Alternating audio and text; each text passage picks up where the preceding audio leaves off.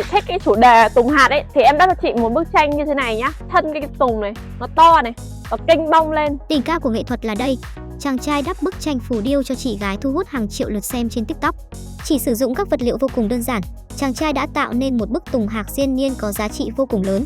Tùng vốn được biết đến là loài cây sống lâu năm trên những mỏm đá hoang vắng khô cằn. Mặc cho thời tiết có khắc nghiệt hay khí hậu thay đổi thất thường, cây tùng vẫn đứng đó, trưởng thành và xanh tốt hết năm này qua năm khác. Chính vì vậy, tùng trở thành biểu tượng cho khí phách của người quân tử, mạnh mẽ và kiên cường. Bên cạnh đó, sức sống mãnh liệt của nó cũng được coi là biểu trưng của sự trường thọ. Trong bức tranh tùng hạc, hình ảnh những chú chim hạc xung quanh cây tùng còn tượng trưng cho sự gắn kết, ý chí bền bỉ, sức chịu đựng dẻo dai, xây dựng cuộc sống giàu sang phú quý, danh tiếng vẻ vang đời đời. Bức tranh tùng hạc được làm thủ công trong vòng 50 ngày.